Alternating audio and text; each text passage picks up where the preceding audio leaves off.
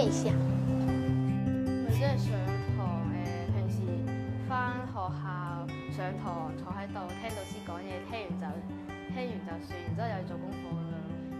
教育啊，咪讀書。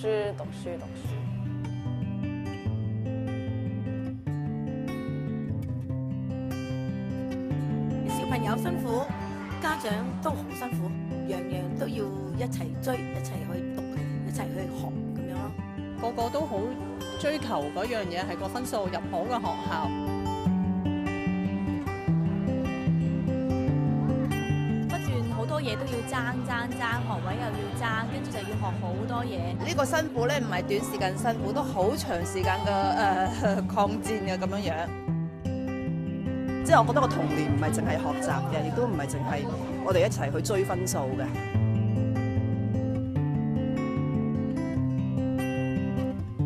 一個大嘅方向咧，應該將學生嘅學習放喺教育嘅核心，將 learning 回復，即係返璞歸真，將 learning 變返做教育嘅主題咧。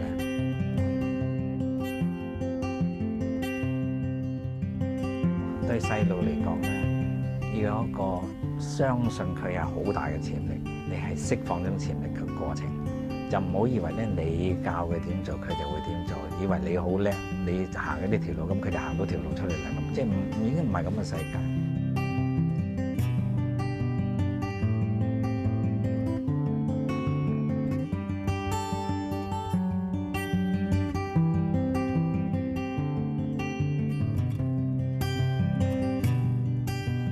教育原來仲有好多種可能性嘅喎，咁你呢個開眼界嘅功能係咪好緊要咧？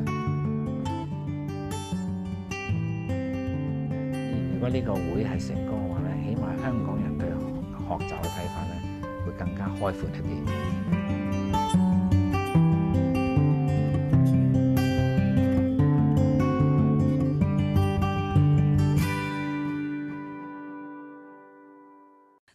歡迎大家嚟到教育大同論壇2014教育有選擇。我係今日嘅大會司儀 Sandra 莫宜端。首先呢，頭先程介明教授有講到教育係乜嘢，咁唔係咁樣，可以點樣呢？咁所以一群咧好有心嘅家長，唔單止關心自己嘅仔女，亦都關心咧香港嘅下一代。個教育上面可唔可以有其他嘅路揀？呢班家長咧就組成一個叫教育大同嘅組織，咁就係佢哋咧一手一腳咧搞呢個1連2日嘅教育有選擇論壇俾大家。咁呢班家長咧，佢哋唔單止就係搞咗呢個論壇，亦都咧趁呢個機會咧係搞一個非主流教育展。咁所以你會見到咧，在場有好多嘅唔同嘅教育機構，或者係關心孩子成長發展好多方面嘅一啲嘅朋友啦，喺我哋出邊嘅 T2 或者 T4咧都有唔同嘅攤位可以同大家交流嘅。咁佢哋唔係就係想大家攞下單張嘅，好想你哋咧等每次休息啊午膳嘅時間咧，多啲同佢哋傾下偈，同佢哋交流下心得。咁咧等我哋真係可以為香港嘅孩子咧打出多啲路出嚟，俾佢哋睇到有多啲嘅選擇。好啦，咁我哋講咗咁耐，教育大同係一班父母自己去組成嘅。咁發起嘅朋友之中咧，有一個叫阿 Cam 張慧女。咁我哋請呢個始作俑者出嚟同我哋講幾句説話，好冇？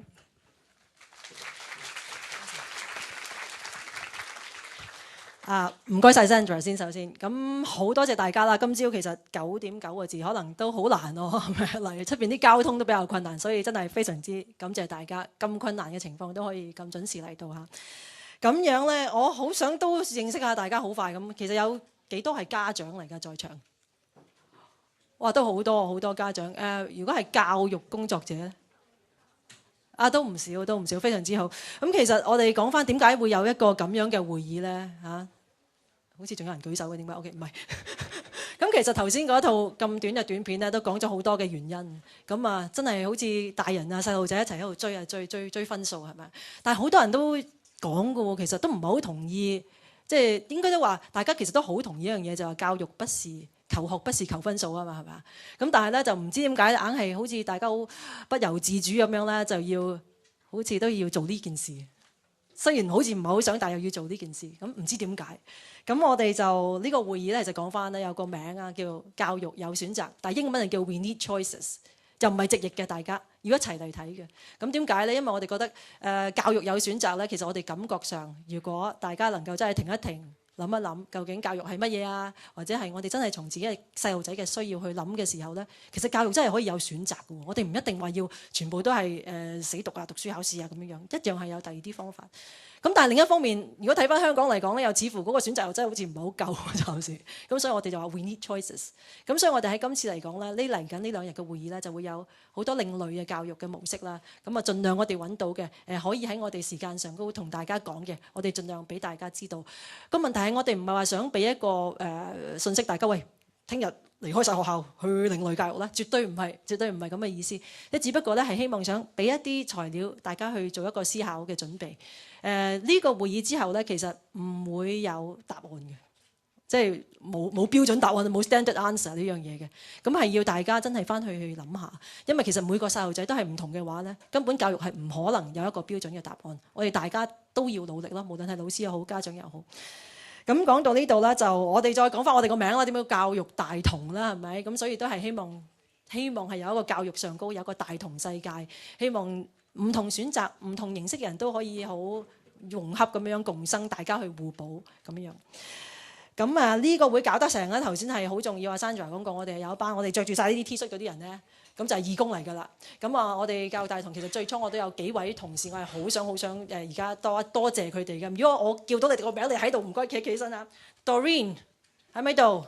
Doreen 唔喺度 ，OK。Doreen 係一個非常之超級我哋嘅超人媽媽嚟嘅，咁佢幫咗我好多嘢啦。咁另外就係Kino 佢都係唔得閒啦，全部都唔知去咗邊嘅啦。而家 Vivian 我家姐亦都係唔喺度噶啦，可能啊。咁Dennis 我哋嘅 IT 爸爸啦。Nick 一陣間佢亦都係講者嚟嘅嚇，都係唔得閒噶啦。日空係多謝你。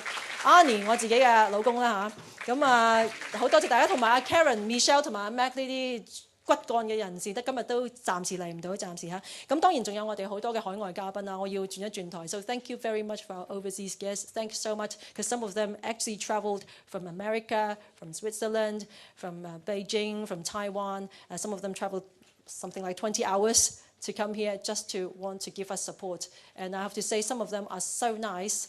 I can't say who, but some of them are so nice because they know we are poor, so they help us with a lot, even their own airfare tickets. So thank you so much. 咁最後我仲要好多人要多謝嘅，多謝我哋嘅 sponsors 啦，有好幾位嘅 sponsors 又好多謝佢哋嘅支持啦。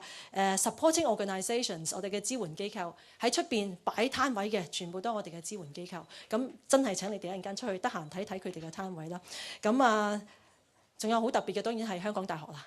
香港大學教育學院好多謝你哋係俾信任我哋呢一班家長，我哋全部都係一啲 amateur， 即係唔係專業人士，咁但係都搞咗一個會議出嚟啦，希望同大家分享到。好多謝香港大學教育學院嘅信任啦，咁好多謝程介明教授同埋阿蘇唔知係咪喺度啦，阿蘇林女士咧，佢係琴晚同我哋捱到半夜啊，所以佢係好犀利嘅佢，咁一直幫助我哋啦，咁同埋阿 Professor Stephen Andrews， 好多謝你今日會抽時間嚟啦。咁最後就當然係大家啦，咁辛苦喺出邊搭車都嚟到呢度，咁我係咁多先，唔該你。唔該晒阿 Cam。咁首先咧，我哋真係要多謝香港大學教育學院佢哋唔單止真係有地方俾我哋啦，仲有好多嘅 support。So a big thank you to Professor Stephen Andrews, the Dean of Faculty of Education of University of Hong Kong. It's your turn to give us some verbal support.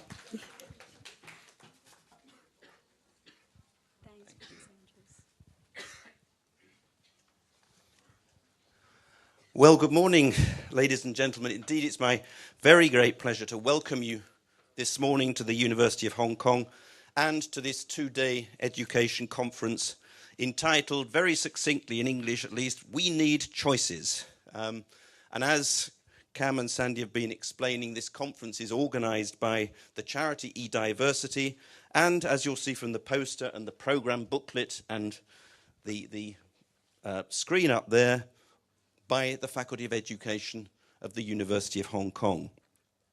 Now, EDiversity is a charity formed by parents, and as the foreword in the program booklet makes very, very clear, it's a charity formed out of frustration with the current education system in Hong Kong.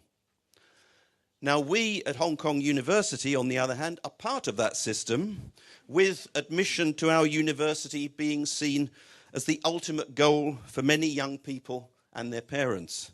So, if we are part of that system, why are we co-organising an event like this, which is born out of frustration with the system? Well, if I may, let me take a few moments to offer my own perspective as a parent and as an educator. I have 4 children and 3 grandchildren, soon to be 4. And as my wife and I observe our own children becoming parents, we find ourselves re-engaging with all the questions and the struggles that absorbed our attention when our own children were young. All of us as parents want the very best for our children. And as parents, we know that each of our children is an individual with individual characteristics, talents, interests, and needs. We want that individuality to be nurtured, not suppressed, so that our children can be enabled to grow up as happy and fulfilled adults who be given the opportunities and the encouragement to pursue their interests and to develop their talents to the full. And for that to happen, we do indeed need choices which the mainstream education systems around the world don't necessarily offer. If we take Hong Kong as an example, the mainstream education system does indeed appear to be set up as so vividly depicted on the conference poster, on the program cover, and on the transparencies that you saw earlier, as a one-size-fits-all approach, which is largely geared to preparing students for the diploma in secondary education, the public exam, which determines achievement of what is seen as the ultimate goal, access to the university. And with an overemphasis on formal classroom teaching, homework, and tests. For those of us who work within the mainstream education system in Hong Kong, whether in schools or within the tertiary sector, we certainly operate within the constraints of a competitive system. However, in the interest of balance, I do think it's important to acknowledge the changes that have gone on within the mainstream system in recent years that have led to improvements in our ability to cater for diversity and to offer choice.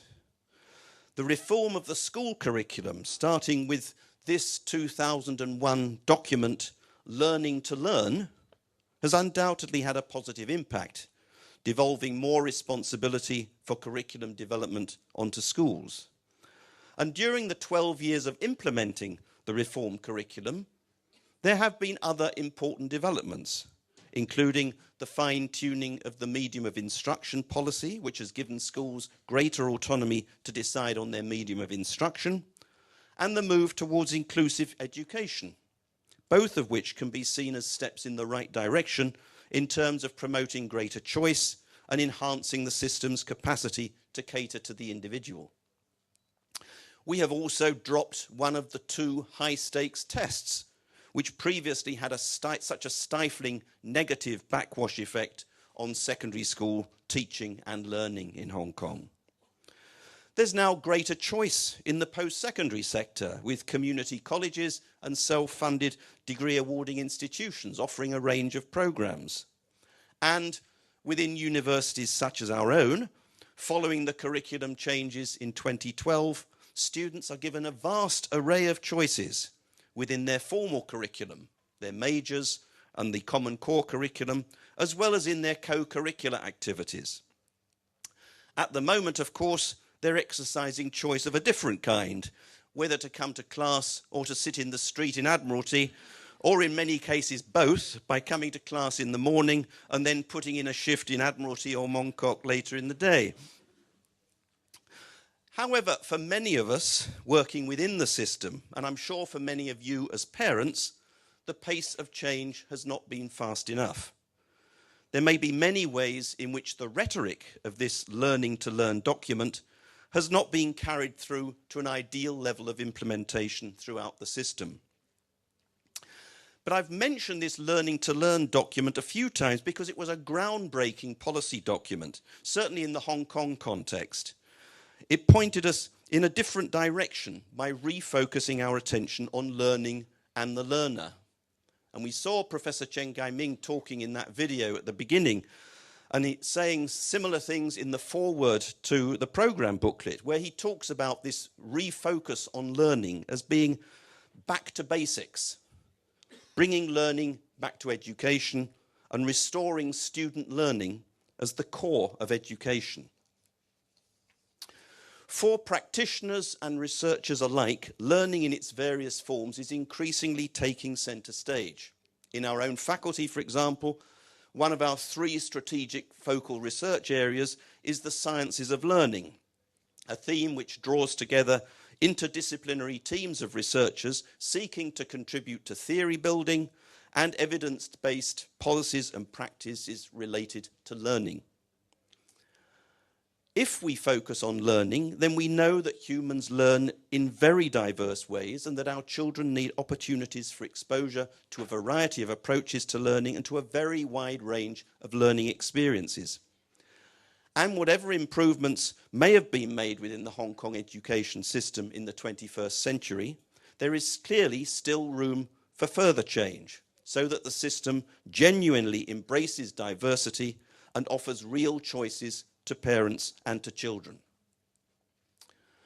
Now, at the beginning of my welcoming words, I asked why we, as a Faculty of Education, which is very much part of the mainstream education system, would be co-organising this event with EDiversity, a group which has formed organically as a result of parental frustration with that system. I hope that I've succeeded in answering that question. We are not on opposite sides of the fence. We are all, parents and educators, on the same side, seeking the best for all children and seeking to enhance the variety and the quality of the learning experiences enjoyed by children. Those of us within the system seek to improve that system, to loosen the straitjacket and to provide greater flexibility and choice within schools and within universities. Those outside the system seek to extend choice still further and to enhance the awareness of parents, practitioners and officials of the range of alternatives that exist. This 2-day conference provides you all with a space to explore different approaches to learning and to learn about some of the many choices that exist around the world, both within formal education systems, the Finnish system, for example, and outside the formal system through different models of school, and you saw a whole number of types of model of school, alternative model listed in the PowerPoint earlier, and homeschooling. You'll have the opportunity to find out about these and other choices in the next 2 days. I'm sure that you're going to find these next 2 days both enlightening and stimulating, so let me conclude by welcoming you once more. Let me thank the organisers for all the hard work that has gone into the organisation of this conference. I hope you have a very enjoyable and a very fruitful weekend. Thank you very much.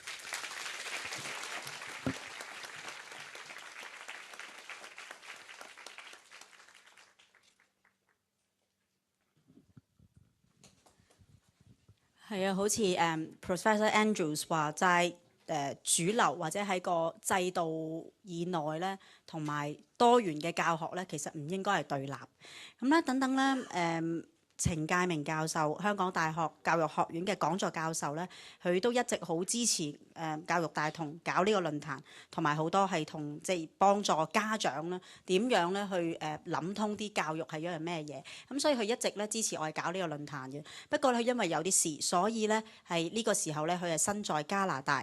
咁但係佢咧離開香港之前咧，佢特別咧係錄影咗佢嘅speech 咧，係俾我哋，想同我哋一班嘅家長同埋教育人咧。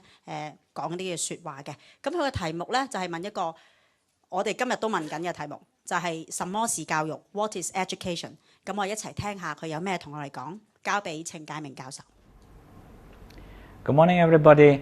I have to thank the organizer for inviting me to this very exciting conference. Very unfortunately, when this conference starts this morning, I'll be somewhere in Canada and cannot be in Hong Kong physically. So forgive me for doing this conversation through the video. The title of the conference is We Need Choice, or otherwise, there is choice in education. What I'm asked to talk about in this opening is what is education, and that is very dear to my heart.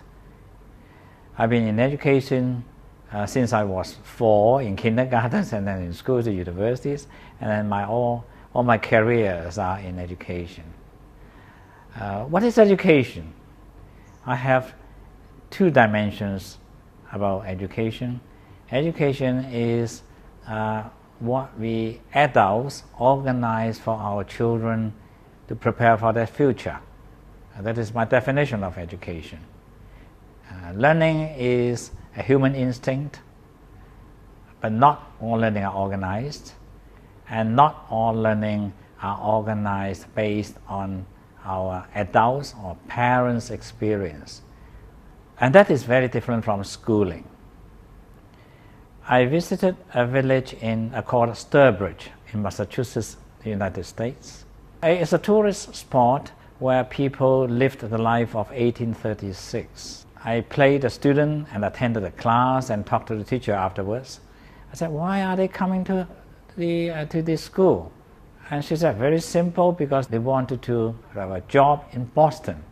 And therefore you have to learn to read, to write, to calculate. And that was the starting point of the Western school system. This is very different from the Chinese education system, which was actually not, which was about civil examination, Keju. It's different from the temple education in South Asia, or the madrasas in the Islamic societies. It's even different from the public schools in UK, where it was organized because they want to provide elite education to the descendants of the very, very elite merchants and officials who work overseas. So that's the starting point of a new school system spread to the whole society. All systems of schools around the world are based on that model. And I would say it was basically along an economic discourse. That is, why do you have education?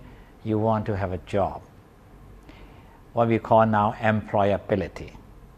And for the whole nation, it is about GDP growth, about global competitiveness. My argument, however, is that kind of era which belongs to the industrial society has gone, or is disappearing from the scene. What we are facing is a fairly different society. It's a society where we face a lot of changes, challenges.